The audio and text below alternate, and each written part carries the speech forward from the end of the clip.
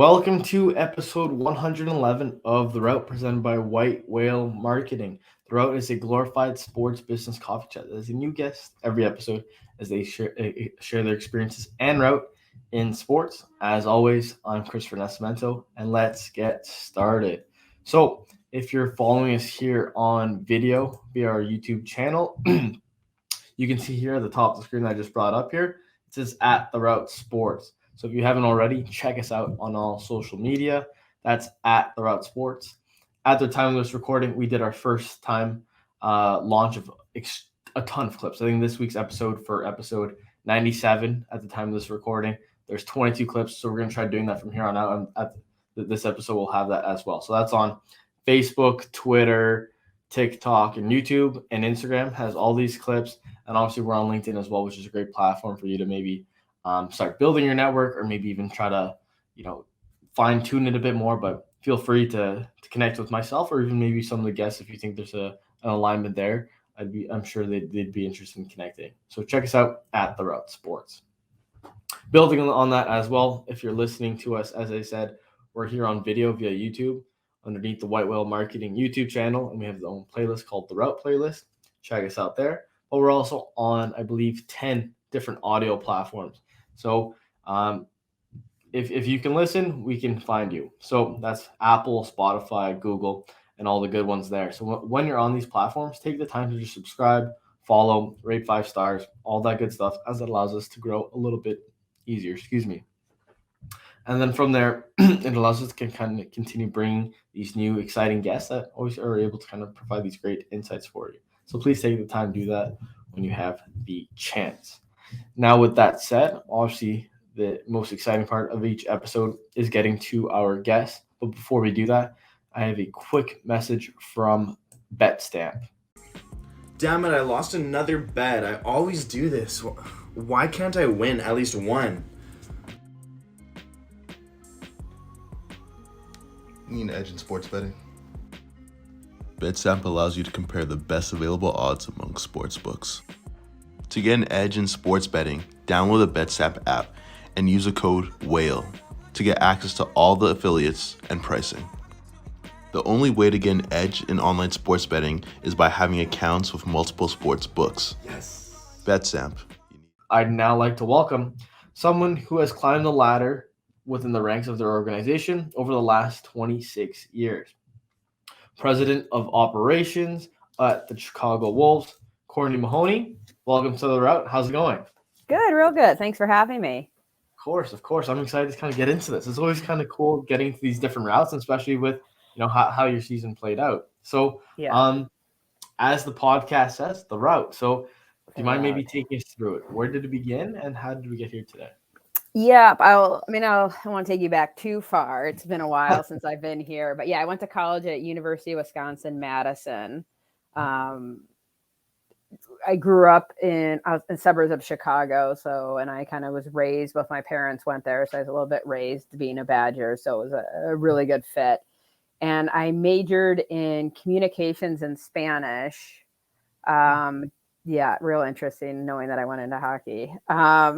So I did a lot of internships. I knew I wanted to get into fundraising. That seemed to be, and work in sports obviously was definitely a drive, but I did a bunch of internships with event planning. I worked at a news station, worked in the sports department. So trying to get my feels for everything, and applied for a bunch of internships when I graduated in jobs, and landed on an internship with the Wolves, they had started in 94, 95, and then I started 96, 97. So that was my introduction. I was a community relations intern when I first started, and worked for an awesome lady, Romy Barrett, who had come from the Detroit, the Pistons, and just learned a lot from her, very educational. And she left after the first year. So it was like, I got a full-time job as director of community relations at like 22. So it was awesome. And I did that. I loved it. The team was it's a really special organization. There's a reason I've stayed here for, 26 years, but I kind of grew, and then I'm like, it'd be fun to do music at the games. And they're like, well, why don't you do everything for the game? So then I took over game operations. So everything from music to dashers to promotions to what have you. So did that. And then, years went by, and I think we had our creative person, our director of creative left, and they asked me to take over that department. And that was actually an interesting fit because I certainly don't have any creative skill set. So it was but I could manage the efficiencies of the department and help the guys get, done what they needed to get done. But that was a little bit more of a challenge, just in the sense of, hey, I don't know what. I literally just had a conversation with my head designer, kind of just being like, what is this? Would we have to have this yellow thing in everything that we're doing, or what have you? So a lot of learning, and then took over our television department, which is more of a natural fit in the sense of they're producing the content for in arena and games and our broadcast intermissions and what have you. And then that has delved into social media and producing content for them and that type. So it's been, so I've just kind of grown up and taken on any responsibility thrown at me. That was just a yes to everything. And just, there was never a job. And even to this day, job too small. I set up the dog cages for Adopt a Dog Night. We hang dashers for every game and posters, a lot of the manual labor.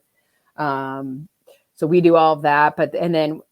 So I kind of took that over and elevated to being president of operations. We have a president of business ops that handles all of tickets and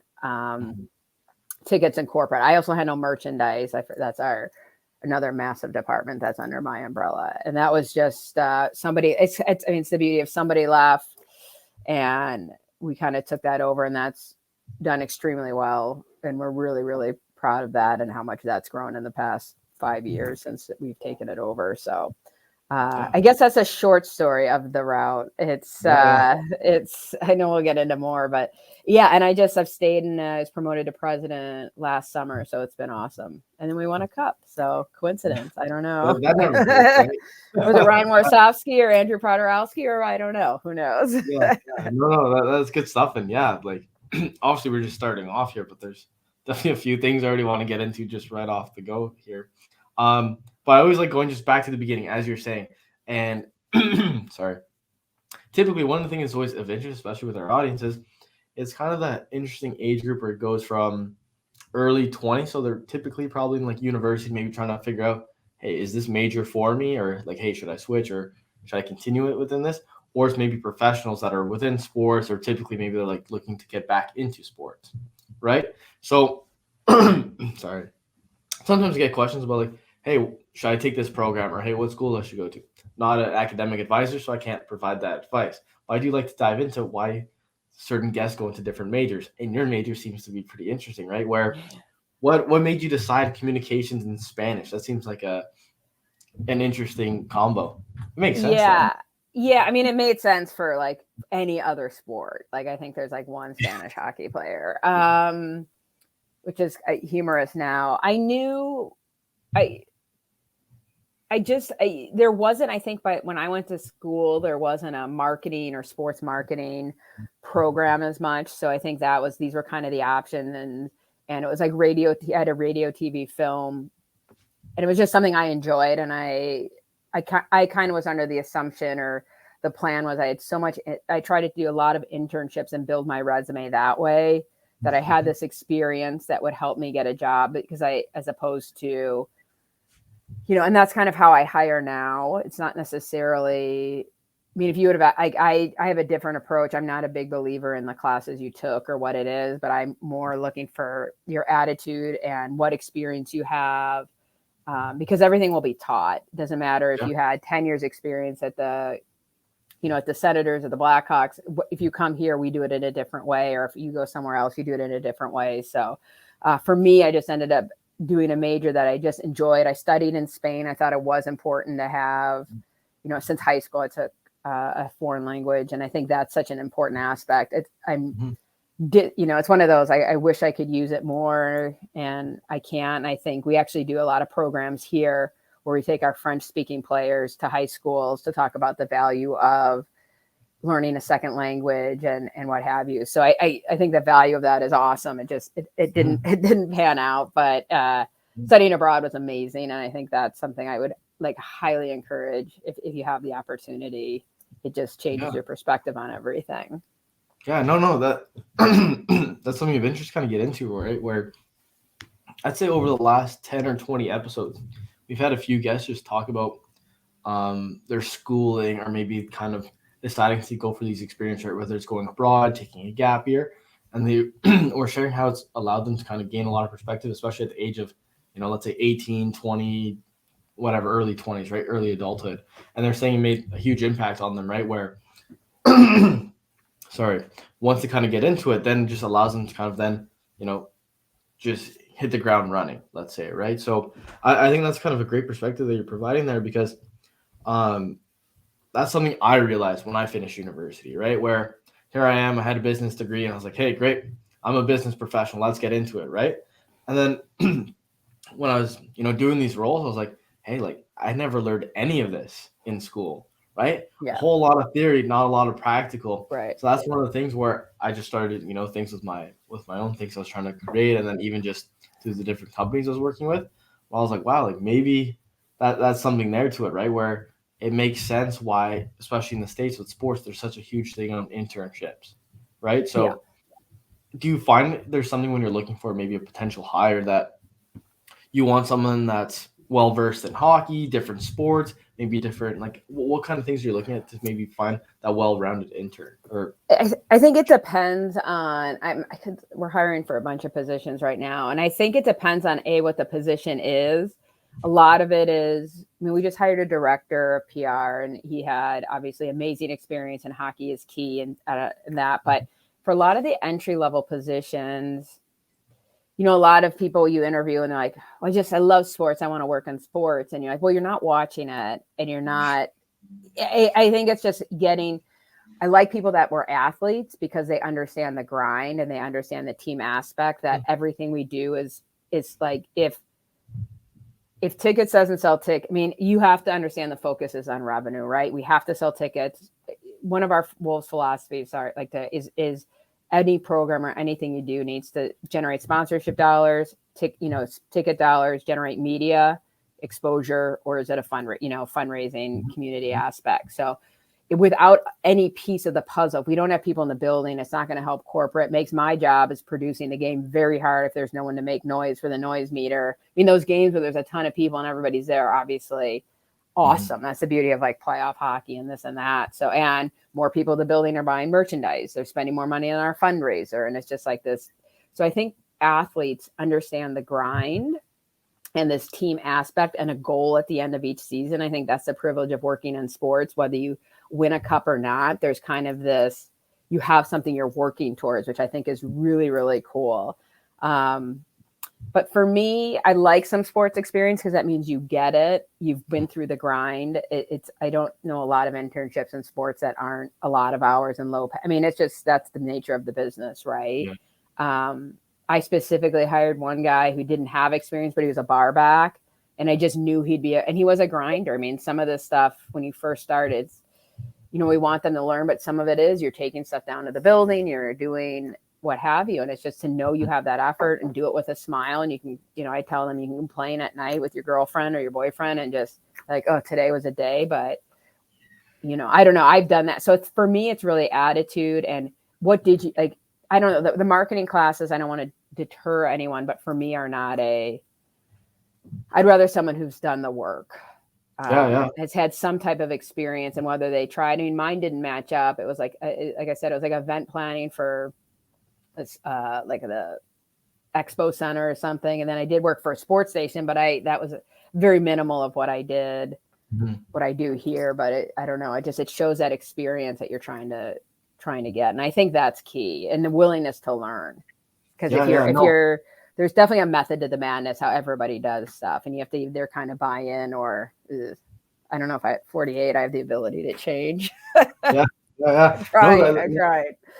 No, that makes total sense, right? Where that's one of the things where I'll use myself as an example because that's the experiences I know.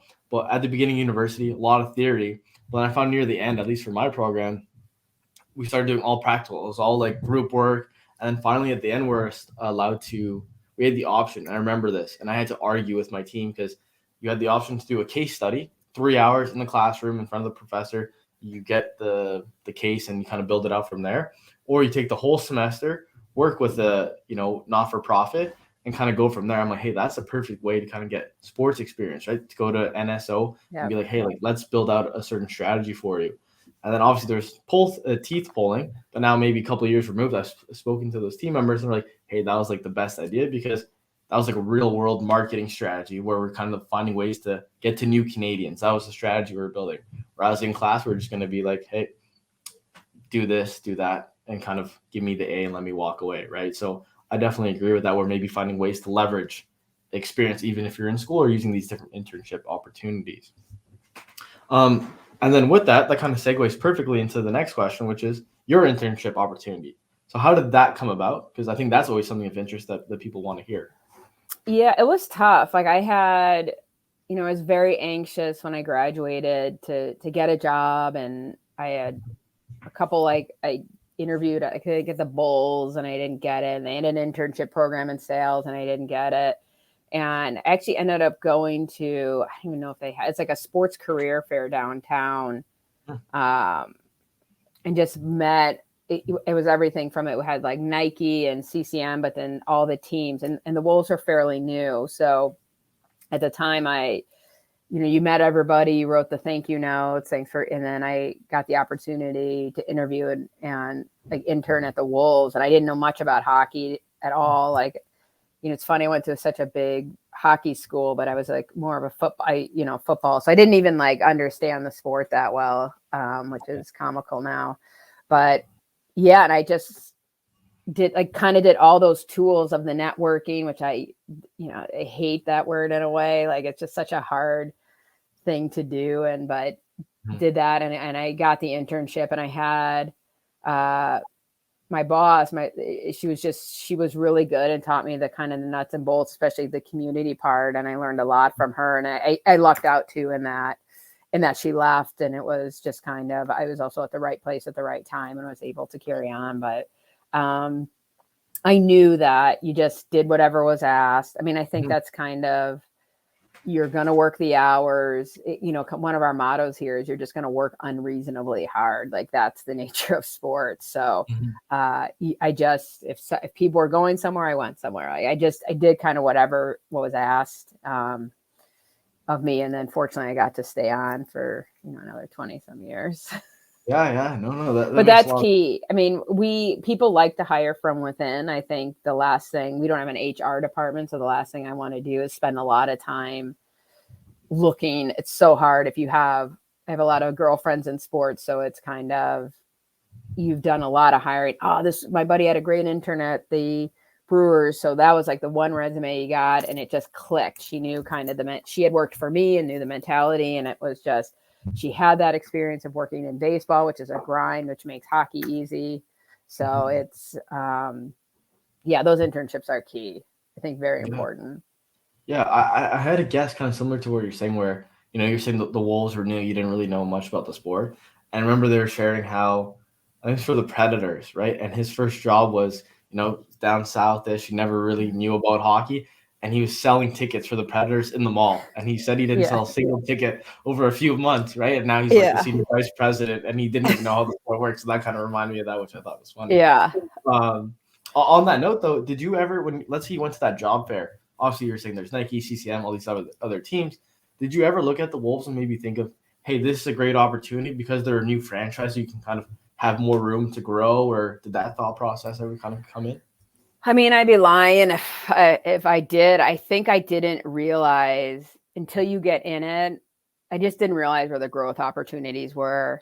I think a lot of people too, especially like you learn. I think a lot of people say they want to work in public relations for sports, and a lot of that is community relations, like PR, especially in sports, is media information. It's numbers, it's details, there's the pitching stories, but it's also just, it's a very detailed thing where community is exactly like you're fundraising. You're taking the players to the libraries, to the hospitals, to this, to that. And it's like an outreach that's pretty special. So I think I didn't even understand the full branches of an organization until I started working there. And then you could see how it all works together and figuring that out. So looking back, I think that's the beauty of working for the Wolves. Now, like when I interview people, one of my sales points, which is like, I can make up jobs. I have a guy I talk about, Dan Harris, who's like my right-hand man. And I met him. I'd worked with his aunt on a charitable thing, and he like interned, and he just wanted to be here. And there wasn't like a perfect fit for him, but we just kind of made up his job. And now he does like merchandise and manages our processes. But he's so good, I didn't want to let him go. So we had the opportunity to like make up this role. So I think there's that flexibility at this type of organization. Or if you start in TV or social, like your content's going up. I think at NHL level, it takes a while to get yourself seen, or somebody else is doing it. So I think for us, at this level, like just the opportunities are endless in the sense of it goes faster, and your access is different, and everybody's involved in everything. So I think that is, I didn't realize it going in, and I think now I've certainly obviously do. And I think it's a key point. Yeah, of course. I remember when I was in university, I spoke to someone that kind of said something exactly like that, right? Where sure, it always sounds great to go to the major four right at the beginning, because you're like, oh, hey, like I made it as well. Not really, because you're not on the field, but that's kind of the thought process sometimes people have. But then what he was saying to me was, we're talking about hockey, right? And he's like, hey, let's say you go become a marketing manager at the EIHL in the UK. Great opportunity, because they have, small corporate teams. They're trying to grow the game, so there's a lot of opportunity to kind of develop. And he's like, once you have that experience as a marketing manager, especially when you're very hands-on, because it's all hands on deck there. He's like, let's say you come back to North America and go to an AHL, CHL, whatever type of team at that level within hockey. He's like, you're still a marketing manager, but then you're technically transferring over linearly, when maybe it's easier to kind of get in with a small team in the UK or wherever else, right? And I was like, oh, that's an interesting perspective to kind of look at it from, right? Well, your experience is is just so different, because like anybody that's worked here, and we've just grown, a lot of folks have left and gone to the NHL and NFL, but like once if you can sell Wolves tickets, you can sell anything. Like it is a grind. It is hard work. It is different than, selling the Bears. Like that is a number one team in the city. There's a waiting list. Like I could run there's a lot of challenges I don't want to dismiss, but like, it's just like, it's such a different atmosphere at some of these where you've done it all. And I think it's just, and I do think, winning a cup, whether it's at this level or the Stanley Cup, it's amazing. And I've had the privilege to do it 5 times, and it's just, it doesn't make it, I don't think it's any better. To win a championship is such a privilege and such an awesome thing, whether you're at an NHL level or an East Coast, it just doesn't matter. So that part of it is pretty awesome. And the grass isn't always greener. Yeah. Building on that point, like I've had people kind of say as well, right? Where let's say you go straight to, let's say, Major 4, or your team is, a perennial playoff team or championship caliber team. They're saying that it almost ends up hurting your, development as your career, because let's say you're in ticketing or sponsorships. Everyone wants to attach their name to, a successful brand or a team that's doing well. But let's say your team's in the bottom of the standings, or it's at a lower level where it's harder to maybe get sponsors or to get tickets, or, kind of create this excitement around marketing. He's like, that's when you're much more able to kind of succeed and grow. Whereas the other ones, you're basically piggybacking off of the success of the on ice, on field, whatever product. So yeah, that makes a lot of sense. I have a good friend of mine that started here, and she's been in, she's worked her way up, worked here. She actually went and opened the ballpark in Washington, and she came to the Blackhawks before 2010. So she's a part of 3 championships. And then it's just so different, like her path and the people that started like that year. And then they won like 3. You're exactly what you said. Like anyone can do, like you can do that job. You don't know the challenges. You haven't like met. And now like a lot of those people are gone. Like they have challenges now, like any other team does. But yeah, it's a different road if you start with, like we have people that started this year. I'm like, this doesn't happen all the time. You just don't start and you win a championship. Yeah, like it's crazy. Yeah, and then I guess kind of going back to your route now, right? You were sharing how you got that internship with the Wolves. That was kind of your break, and then all of a sudden, your boss leaves, and then you kind of take over that role where you went from intern to director. That's quite the jump. So do you mind maybe touching on that? What was that like? Yeah, and it was weird. and it probably was like a bad title to get. I mean, it didn't change anything, right? Like it's such a small office, and I was so young, but it took a bit to find the footing and to get to be, as a woman in sports, that's a huge part of it. And it took a couple of years and a couple of different upper bosses to finally allow me to have the freedom and the autonomy. And I will say the owner of this team, Don Levin, is like the most amazing human. And for me, he's always given me that autonomy and respect of, if I trust that it's doing what's best for the organization. If these are here are my causes, I'm a huge adopt a dog guy, we're going to do that. But like, I trust your judgment, and he has empowered. He's been amazing with that empowerment, but it took a while to get to that, just through other kind of channels to get through that. So the first couple of years were challenging in that it was really tough to fight battle. You didn't know how to fight the battles, right? So you've got a guy that's running they're all about dollars and sponsorship, and it's tough to fight against revenue when you're non-revenue generators. So, well, why would you do it? Doesn't generate, So I think that was a challenge, a learning process, and it took a couple of years into some different management to, get to the point where I, now where I feel super comfortable, and we work really well sorting out, that balance between revenue and non-revenue. But it was a challenge the first year for sure, going all of a sudden being a director, which I say in quotes because you certainly did. I mean, I didn't have anybody working for me. I think that's a lot of the new people now, I just want to manage. I'm like, that's the hardest part of my job. It's the most challenging. I love it. It's the most rewarding, but I think they don't even know. So it's like a director of myself. So I don't know. Yeah. And then you're just battling. You're 22. You don't know how to battle or like, it was such a learning curve, and it took a lot of lumps, but it certainly made me stronger and made me better. Yeah, of course. So I have a question that's maybe a little more personal to me, because that's what kind of made me think of it, right? Where I had the opportunity to work for this, soccer franchise here in Ottawa. It was brand new. They're connected to Atletico Madrid. I was like, this is a great opportunity to grow. And I got to the point where, they're like, hey, like, let's allow you to develop. But then I came to the point where it was a new league. There was a lot of maybe like hands-on from it, right? And I was like, well, hey, if I'm not necessarily going to learn from someone and then the league's controlling what we're going to do, I'm just going to go start my own business, because I think I'll have like more room to grow and try these different things out. Did you ever find that where I always found it where I either wanted to be working under someone where I could be learning from them, or then allowing myself to try different things out, and I'd be like able to learn from these different, projects I want to work on, right? Because then if I'm just kind of kept in this little box, then I find it's hard to grow either way, right? If I'm not learning from someone within that box, or I'm not trying new things, right? So were you ever dealing with that? Yeah, it was hard. I think I didn't have, a mentor per se, other than our general manager. I kind of always say like Don Levin and Wendell Young, our GM, were my biggest mentors here for the most part. But you kind of have to seek, and again, with being now, we have the number one salesperson who's we have a lot of really strong. The nice thing about this organization, I guess there's no women.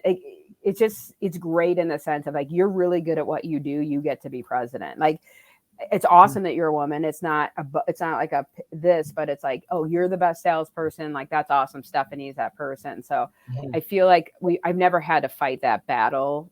Like, I don't feel like I've ever had to fight harder internally. I think it's outside of that is a thing. So I think sometimes you have to kind of seek elsewhere to find your mentors. And because I agree, like I had a lot of freedom to do like sort of either as programs we did that I'm like, these are great. And then I had such freedom to just figure out, I built this department, and that part's awesome. But it was also really challenging to build a department and not have anyone. So you do a lot of, I tried to I'd go down to visit other NHL teams and what were their community programs and what were they doing? Or then when I took over game ops, like what are people do? I mean, that you go to any sports game. My boyfriend hates me because I go to every sports event and I'm taking notes and writing everything. Why would they play this song? Or this is brilliant. Do you get it? Do you get it? So you kind of have to seek. And then I worked with,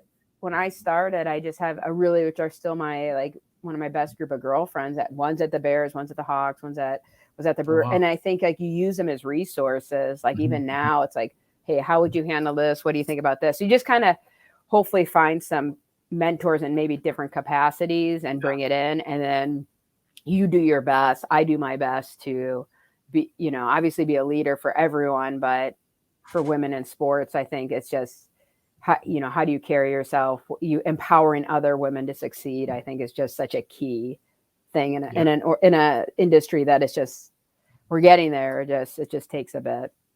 Yeah, no. What you're saying there, just funny enough, we're saying going to events and writing that down. I was on the phone with my girlfriend right before this. I'm like, hey, on Tuesday we're going to Toronto to go see the tennis open because I think I can use this for a client, like just kind of see how, right? So that's funny because I just got off the phone about that with my girlfriend about that. But it's totally like you just can't normally watch things anymore. Like it's just you're just like so into. Like, why do you like that? What's okay? Or I'm filming the video while a lot of stealing on sports. I feel like no, that's funny. But going back to like the mentorship aspect of it, I think that's kind of an important note because when I started my career, I was like, oh, like I'll just learn from who's around me. But because I kept taking on these roles that didn't necessarily have anyone, and I decided to go start my own business so I can try out these different projects. That was something I definitely learned at the beginning. Where I was like, oh wow, like I never realized how important the mentorship was, right? So then once I started finally getting mentors, I was doing correct things, but then they're like, hey, maybe try this, like tweaking it a bit, or hey, no, you are doing it right. Like that validation aspect of it, where, someone with 20, 30 years of experience, like, no, you're doing correct. Like stay on the path. That I think over the last little bit, like has allowed me to grow much more. So maybe before we kind of get back into route, I know you're talking about, having that friend group, obviously the people within, but do you maybe have any advice for people that don't have mentors at the moment on how they can kind of start that? Yeah, I think like it's so funny. I just had this conversation a couple of years ago. I was trying to sort out something I wanted to do for our opening show. And there was anybody really, I didn't know what I wanted. And my colleague here had kind of said, he goes, you like Haley, this gal that used to be in client services, and he's like, you respect her opinion. And she was kind of brand new. And I just met with her. It was someone I enjoyed. I respected her quite a bit. And I just valued her opinion. It wasn't that she necessarily had all this game. It doesn't have to be someone that has 50 years of game ops experience. I think it's someone whose opinion you respect. And so that was kind of a bit of a learning curve because sometimes we put pressure that our mentors have to be, for me, it has to be, all right, a president of an NHL, or it has to be someone who's 20 years wiser. But I think sometimes just getting someone who's passionate about what they do or opinion you value is worth it. So I think for me, that's something I've started doing, just like, hey, what do you think? And someone comfortable enough to be like, oh God. Or, I mean, there's a lot of, as you all know, when you work on your own, you're like, whoop, that didn't work. I gave it a whirl and I have to try again or play a song. You're like, crickets, that's, this and that. But so I guess the advice I would say is, don't hesitate. People I love the opportunity to talk about what I do. I love it. Like I love my job. I'm super passionate about it. And if I can get people to understand also the value of work, like minor league or AHL team is awesome and all these things. So I think people are always open to talk about it. And I know everybody said, get your informational interview, but I think don't hesitate to reach out. And if there's anybody that's doing something, it doesn't have to be in your field necessarily.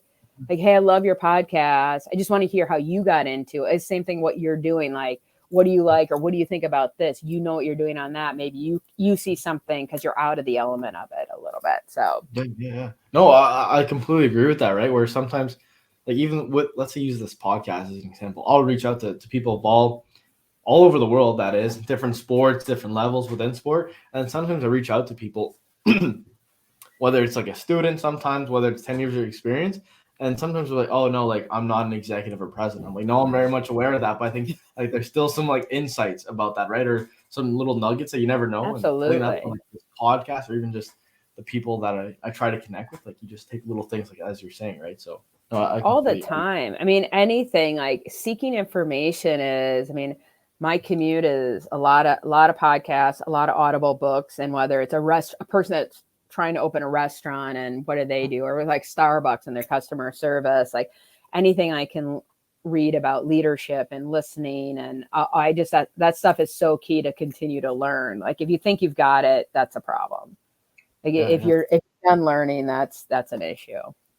Yeah, no, that's I completely agree with that. And I definitely had to take a step back with this podcast where, right, I was growing a business like, hey, let me just focus on the business. And after a few months away from the podcast, I was like, you know what? Maybe it's not like the biggest revenue generator, but that's not what it's about, right? It's about connecting with these people. And that's why now, like, I'm doing 5 podcasts a week just because even if no one listens, people do listen.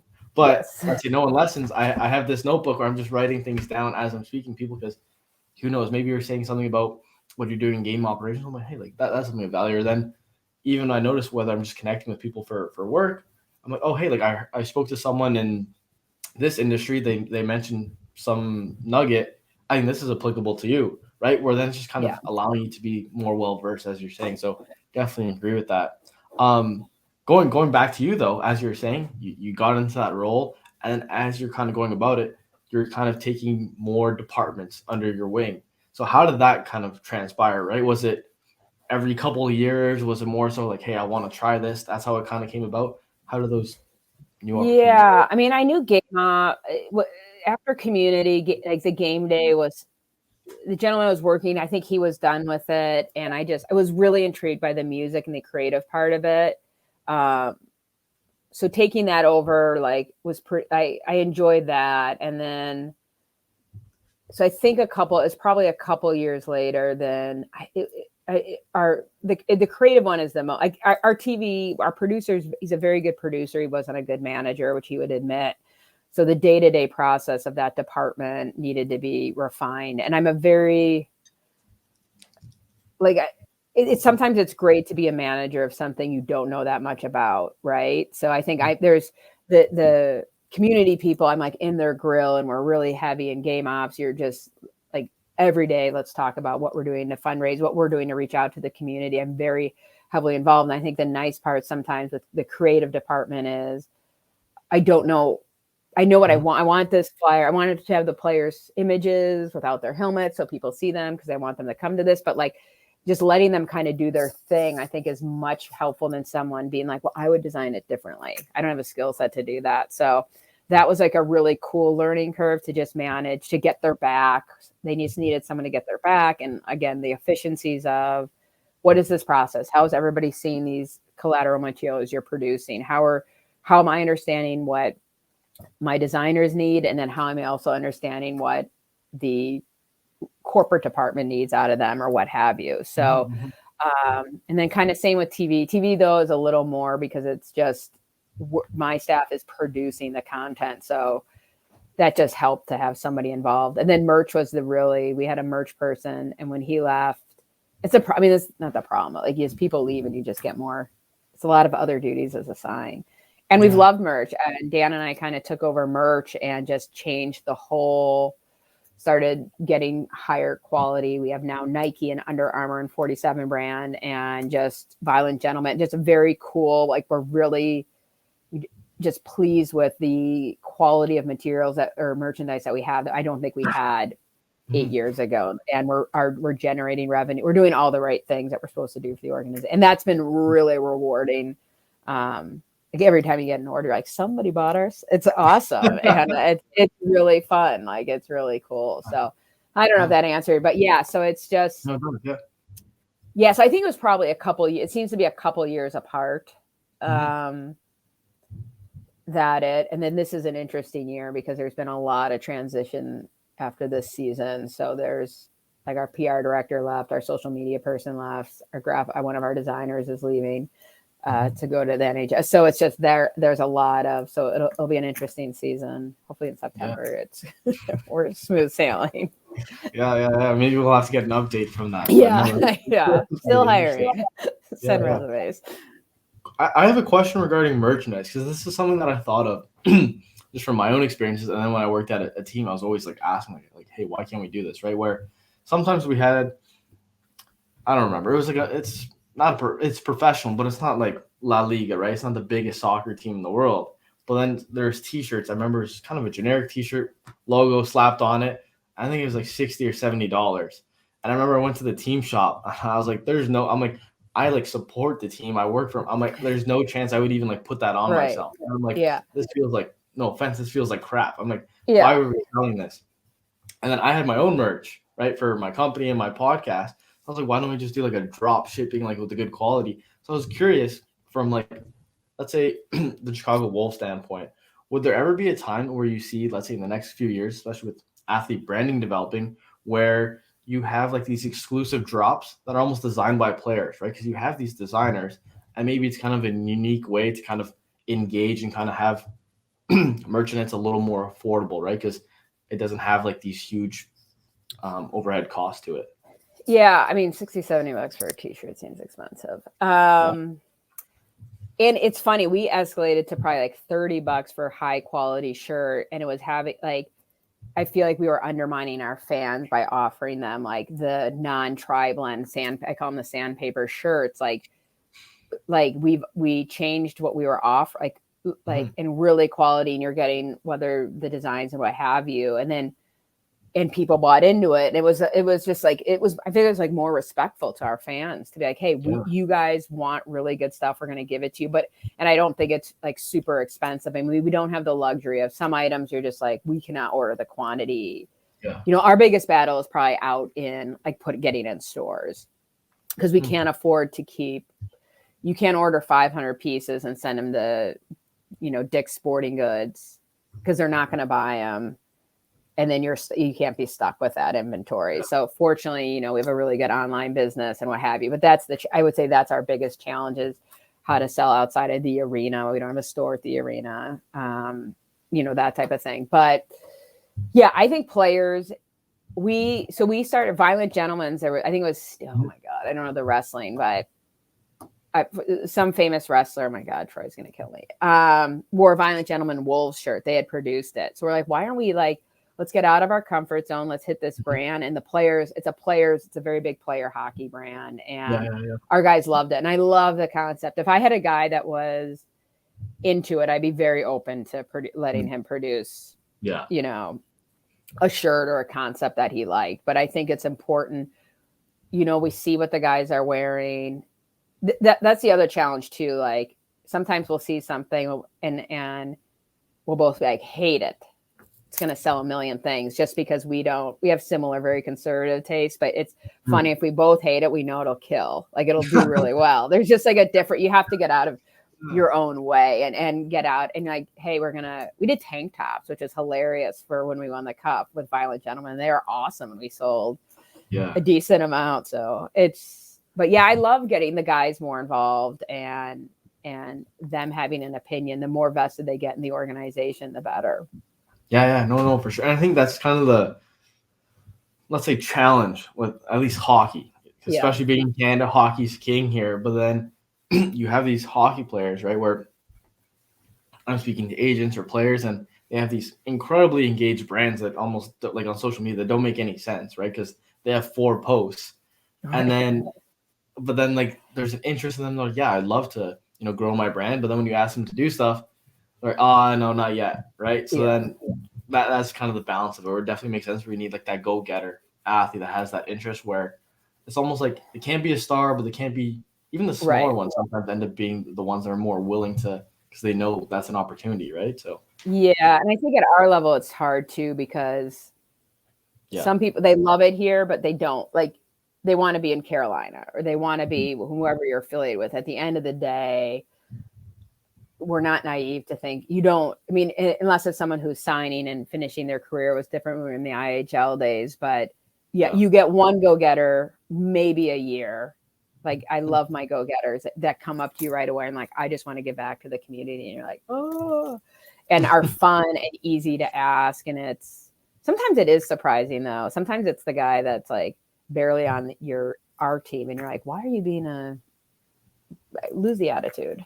Like you're gonna get down, So that's funny that you say that, because when I was a teenager, and we're gonna wrap it up soon, but there's things that always pop to mind. But when I was a teen, I worked at the stadium here in Ottawa, and we had the junior hockey team, the Red Blacks was the Canadian football team, and then a pro soccer team at the time, smaller level. And the worst ones were the smallest athletes, right? The soccer players making $15,000 at the time. horrible to deal with. Like they Yeah. were saying rude stuff to staff, and I'd have to come in. And then, the Hall of Fame quarterback that is like a star player in the league, it would be -30, and then he would come to every staff member. He's like, "Hey, like I got some hot chocolate for you," right? Where Yeah. it's like the craziest. Where sometimes people don't like understand where they are, and like they don't.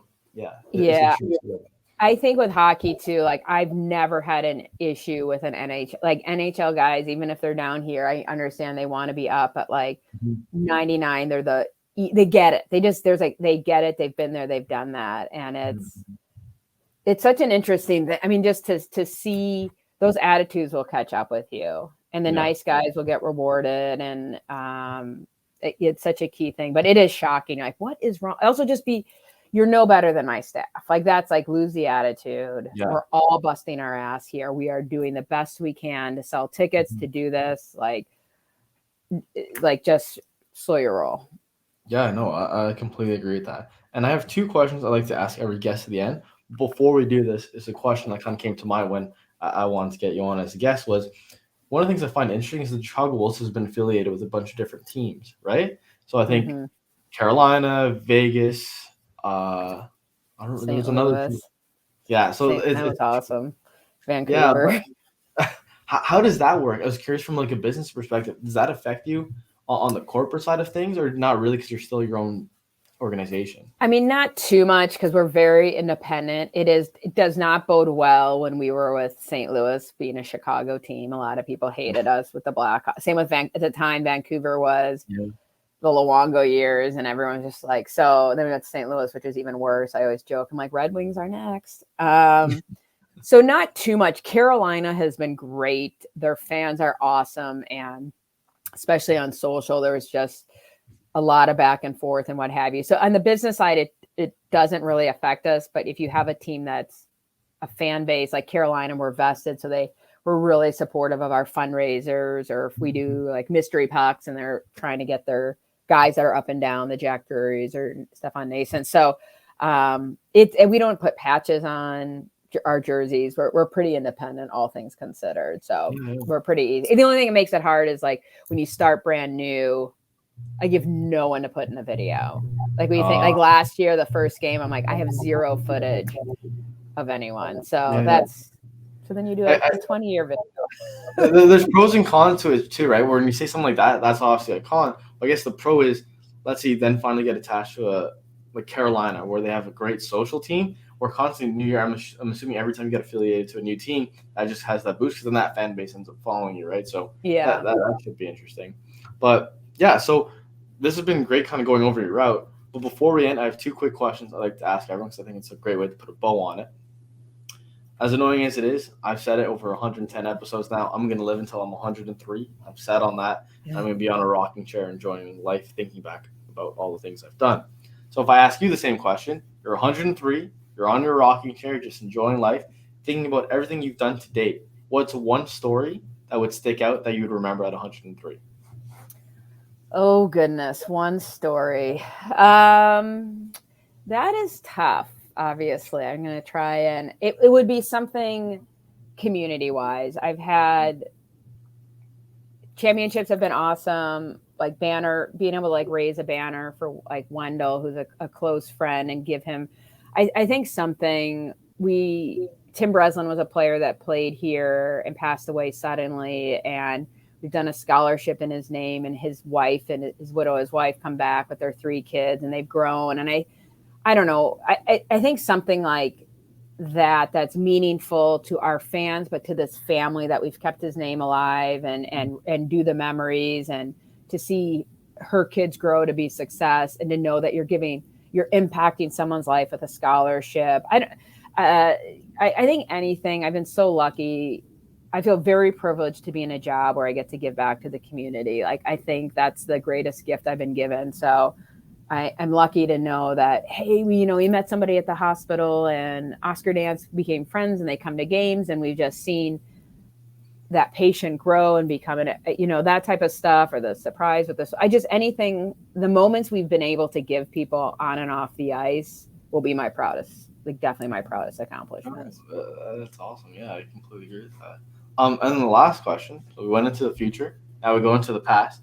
let's say we're talking to Courtney, who's about to become the intern for the Chicago Wolves, or has decided to become a communications and Spanish major.